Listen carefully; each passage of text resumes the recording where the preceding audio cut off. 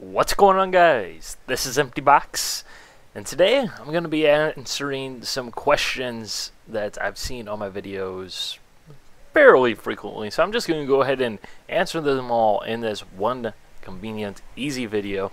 That way I can just send people to this one video, or you can send people to this one video when these questions pop up, and just make things a lot easier and a lot smoother around here. So what you can be seeing in the background is a online pickup race from Game Stock Car 2013 featuring the Opala stock cars at historic Interlagos. One thing you will notice is I make a lot of mistakes in this video because, quite frankly, Interlagos, the historic Interlagos, is a track that I don't know very well, and all the corners look exactly the same. I kid you not.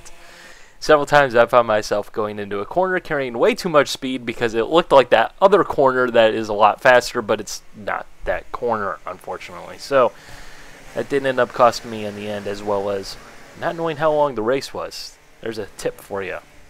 But anyways, let's get into the questions and the answers, and yeah, give you guys some exciting racing in the background, because this definitely was a great race. Again, this is open server online racing with a bunch of Brazilians, so yeah, it's pretty cool. Although I need to learn Portuguese, so that's what I'm going to do after this video. But let's answer some questions first. We'll start off with the easiest questions out there. They're also the ones that are the most common. The next three questions, you will find the answer yourself whenever you're watching this video. If you want to make sure that you're looking at my most up-to-date hardware for whatever reason, it's on my channel About section, but I'll go ahead and answer what I have right now going on. What is my wheel and pedal setup? I use Fanatec Club Sports for both of them. I use the Formula rim exclusively because I am a cheapskate, and it's really kind of weird driving something that's not a BMW with a BMW steering wheel. And plus it's weird anyways having a modern GT style steering wheel, full rim, and driving historic cars anyways, so it's still weird with the Formula rim. So really no gain, no loss. My PC setup, my rig, my specs, all that stuff, just go to my channel description, About section, whatever you want to call it. A lot easier, as well as the fact it's going to be up to date. What do I record my gameplay with? I use Action for iRacing, R-Factor 2, as well as DxTory for Gmotor 2 based sims, because for whatever reason Action doesn't like them as much. I did a video on this previously. You will find a link to that video down in the description, so go ahead and check that out if you're interested in recording your own gameplay for yourself. But yeah, Action and DxTory, I use them both because they're both great. So anyways, let's get into the more interesting, less frequently asked, but more fun questions to answer. So yeah, now we get into the more interesting questions, the questions that aren't so obviously easily answered. These are all over the place. Some of you guys might have wondered this stuff. Some of you guys probably don't care. Doesn't really matter. I'm just going to answer them.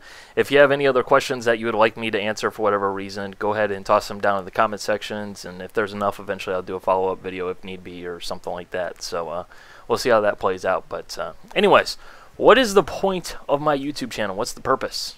That's pretty simple, actually. Just to have fun, as well as spread sim racing. Really, that's the goal, because I look at the other sims out there. I look at all the sims out there, actually, I should say. And I just see a lot of wasted potential, because Forza, Gran Turismo, those games are absolutely massive. The Codemasters Formula 1 series, absolutely massive popular. It stands to very good reason that there are people out there who want a game that's more realistic, but they just don't know that it exists, or that there's some sort of barrier artificially built up. And I want to help, break that down and get people interested and make people say, "Oh, dude, that looks cool," because it is cool like that. So that really is the goal. At the end of the day, I don't care if you're playing, iRacing, Game Stock Car, or whatever. I don't care. I just want to get people interested in it because it's good for sim racing as a whole. So that's the goal. That is the point. It's not to make that YouTube money or anything like that. It's really just to have fun, and it's fun, and it's something that I can easily do just by doing what I was already doing anyways, only talking out loud rather than in my head. So anyways, the next big question, this is another very frequently asked question, perhaps actually the most frequently asked question now. Will I do a video rig tour? The answer is no, I won't. Because I'm not going to. Because I don't care to. You want to know what my steering wheel rig is and everything? I have my Club Sport mounted to my desk. It's actually glass top, but, you know, it's not actually an issue. Never had any problems with that. Knock on glass desk with the pedals underneath my desk and then my computer over, you know, to my right. You know, fancy setup, you know, I know. It's mind-blowing. Oh, yeah, single 23-inch screen. Mind-blowing. I mean, really. It's so plain, so boring. I don't need to do a video. It would really just be entirely silly to do so because chances are your rig probably looks somewhat similar to me unless you're super serious or anything like that. Car setup videos. This is something that I talked about in the past. Yes, they're going to happen eventually. I just need to get around to doing them because they're not all that exciting to make because I'd rather be driving around in circles, either complex or not so complex. So I do that instead of making videos about car setups. It will happen eventually. It's something that I definitely want to get around to. It's something I definitely plan on doing. It's something I really want to do. I just need to find the time, basically. Simple as that. Do I take requests? And by this I mean, you know, oh, you should drive this car, you should drive that car. Yeah, somewhat. You know, it kind of depends. Obviously, your request is, you know, definitely appreciated and all that good stuff, but I can't guarantee I'm going to drive whatever car you want me to drive and whatever sim you want me to drive. But, you know, by and large, if it's something that I'm interested in, there's a good chance that I might actually end up racing in it just because it's fun. A couple of guys asked if I'd run the V8 supercar. Sure, yeah. I'm into stuff like that. Sure, I'll go for it. But I've seen a couple of people say, can you drive the Spec Racer Ford? Sorry, not going to happen. Just not a fan, you know. So it really depends entirely, but hey, it can't hurt to ask, right? Along the same lines, we come to my favorite question of the bunch. I absolutely love this comment because it seems to be coming up more and more frequently for whatever reason. Empty box, will you drive the iRacing FW31 or other modern Formula 1 car in other sim? The answer is pretty much no. Why? Because modern Formula 1 doesn't excite me. It's just not fun. The cars aren't exciting. They don't make me say, oh, wow, that's awesome, or anything like that. Because, well, ever since the V8 Formula, my interest in Formula 1 went way off the cliff, and here's why, simply put. The cars are too fast in the corners, too slow down the straightaways, which means that they're just not that fun, okay? Just simple as that. I don't care for them. They just don't excite me at all, so why would I spend time driving something that I really don't enjoy? Sorry. Now we'll get into a little bit more sim racing specific questions. First of all, what was my first racing sim? Actually, this was entirely coincidental, not actually intended or anything. I was probably like 10 at the time. Timeline makes sense to me, but basically my family got a new computer, and you know, it is what it is back in the days when you had like, holy crap, CD-ROM drive. So anyways, we ended up going to the local Best Buy that was new at the time. Woo, so exciting. And there was this bundle pack. It had NASCAR Racing 1999 season, NASCAR Racing 3, and then there was a third racing game that I can't remember. But pretty much right there, somehow I ended up taking a liking to those games. I always remember NASCAR Racing 1999, Nervous Jeff Purvis, driving that Lance Snack Cracker car. Every time you get around that guy, he would wreck. Every single time. For some reason, I was just hooked.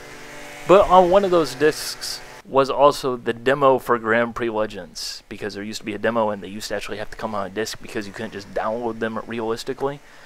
And I spent a lot of time with that. So really between NASCAR Racing 1999 season, NASCAR Racing 3, and Grand Prix Legends, the demo, oh god, I wasted a lot of eagles around Watkins Glen. All I knew, it was so infuriatingly tough, yet so satisfying just to complete a lap. That's all the 10-year-old me was thinking, and I loved it. And for some reason, just hooked from there. Really wasn't looking for sim racing, really had nothing to do with realism or anything like that. Just kind of, this is fun. This is difficult, so I'm going to enjoy it.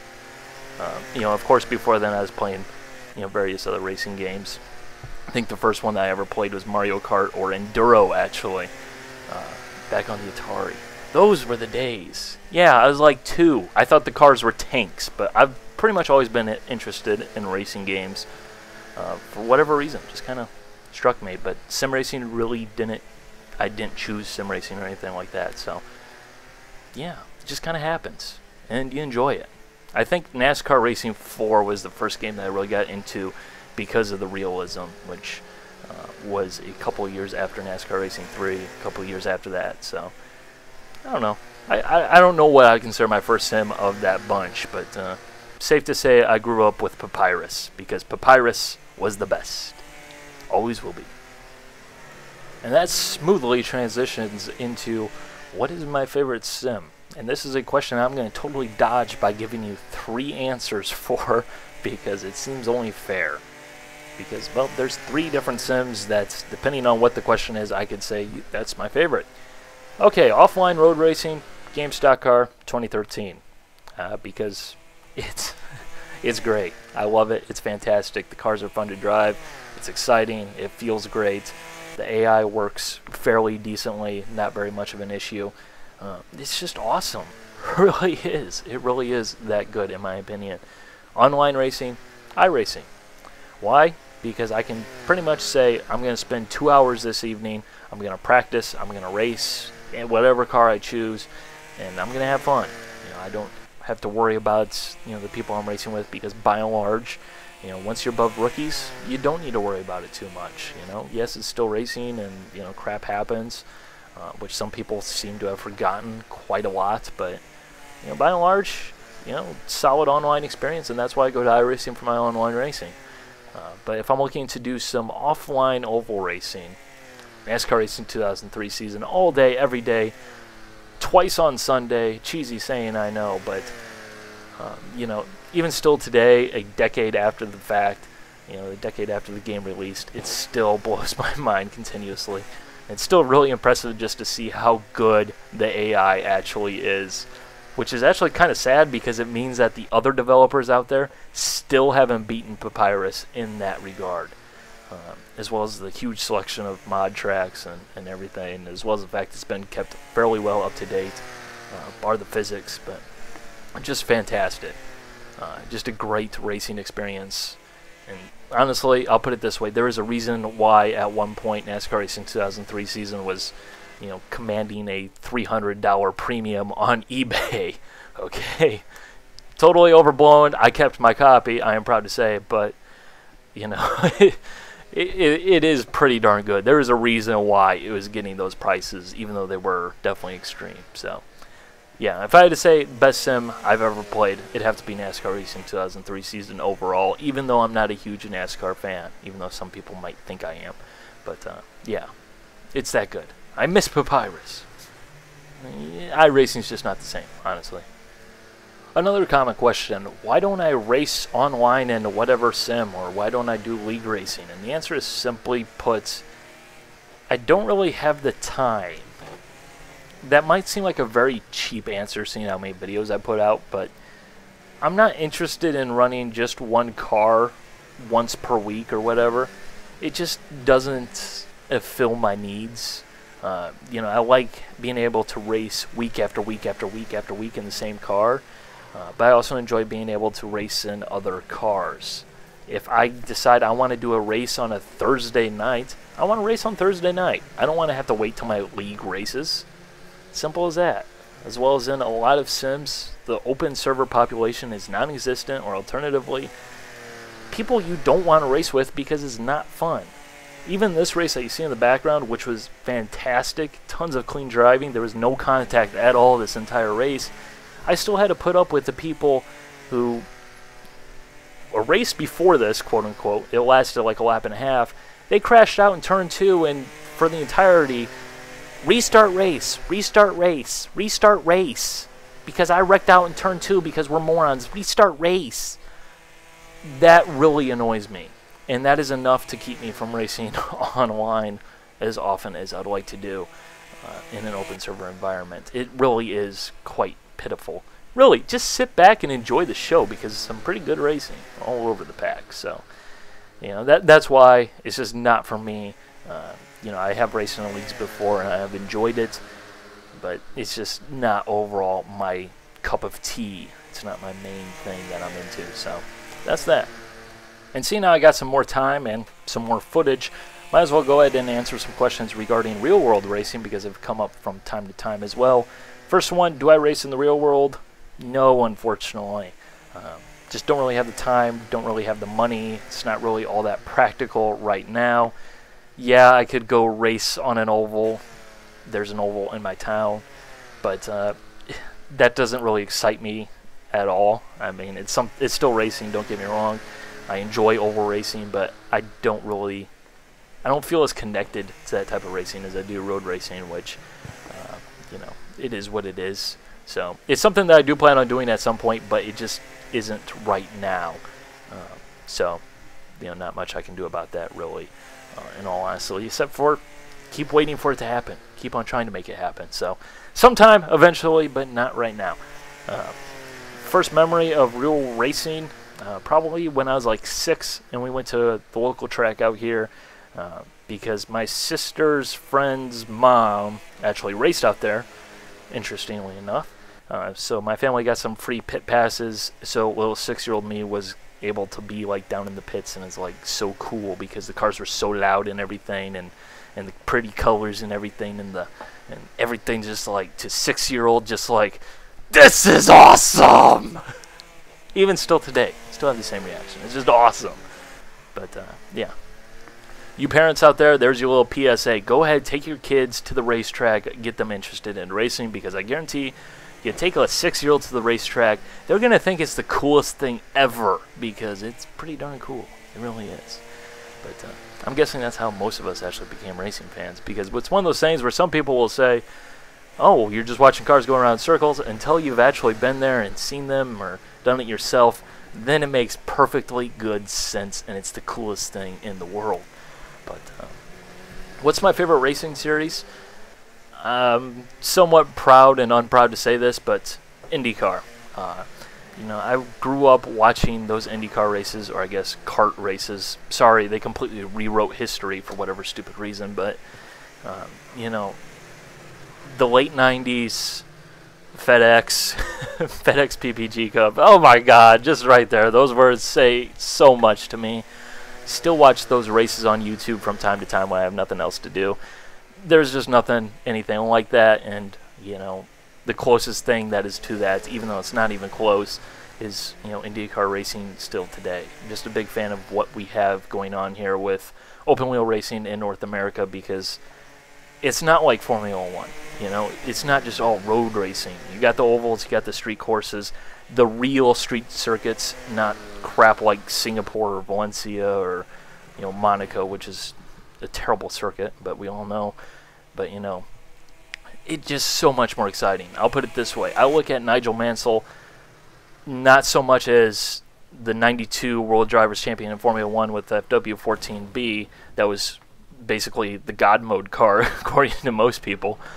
But because he won the IndyCar Championship in 1993, you know, largely because he was dominant on the ovals of all things, which isn't surprising considering he was, you know, a very smart tactically person behind the wheel. So, you know, just, it's a different thing. I really enjoy the variety that we have with, you know, series like IndyCar. You know, don't get me wrong, I would be the first guy to say, hey, can we go back to 1998, do it all over again, even if it is just for really those 3 years. Still worth it every single time. I'll just put it this way. Turbocharged Indy V8. Those words right there just say yes. Just like M. Bison. Yes. I mean, seriously. There is nothing like it. Coolest cars ever. Coolest race cars ever. Just so awesome. Nothing says awesome like a 240-mile-an-hour land missile. Okay? It's just cool. How can you not like it?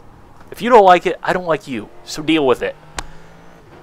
Okay, I've toned it down a little bit. Sorry, I apologize. Every time I start thinking about the 1990s IndyCar kart era, things happen, man. It's just that exciting. I kind of hyperventilate and go crazy. If you don't know why I go crazy, go ahead and look those races up on YouTube, because they are fantastic.